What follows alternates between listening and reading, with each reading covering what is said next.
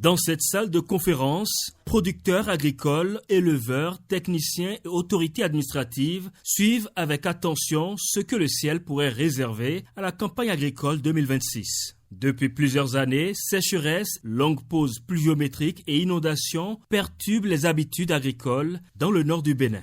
Je vous assure que l'année passée, quand nous avions eu ces résultats, et avec les producteurs, nous avions essayé de faire la vulgarisation au niveau des producteurs, ça nous a beaucoup aidé. Pour les responsables agricoles, ces informations deviennent indispensables pour mieux orienter les producteurs dès le début de la saison. Le PROCA a établi un partenariat avec Météo Bénin pour permettre de mettre à la disposition du monde rural des informations climatiques.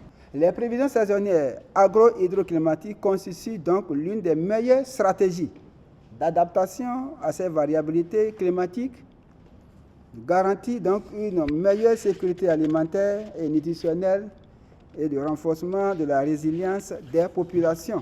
Selon Météo Bénin, la saison des pluies pourrait démarrer plus tôt cette année dans plusieurs localités du Nord. La saison a déjà démarré. Ils vont voir quelquefois des séquences sèches qui vont dépasser 8 à 10 jours avant qu'il ne pleuve. Pour le mois de mai, juin, juillet et juillet, août, on s'attend à un cumul déficitaire. Et pour la période, le trimestre juillet, août, septembre, on s'attend à un cumul excédentaire dans la région du nord, l'extrême nord. Ceux qui sont dans les lits des fleuves, nous leur demandons de quitter avant qu'il ne soit tard. Il pourrait avoir des inondations. Ce n'est pas pour rien, on invite ATDA, on invite les DAEP. C'est pour que vous puissiez vous rapprocher d'eux et ils vont mettre à votre disposition les variétés qui répondent mieux aux prévisions qui sont faites. Face à un climat de plus en plus imprévisible, Météo Bénin appelle les producteurs à suivre régulièrement les alertes météorologiques afin de mieux sécuriser la campagne agricole 2026.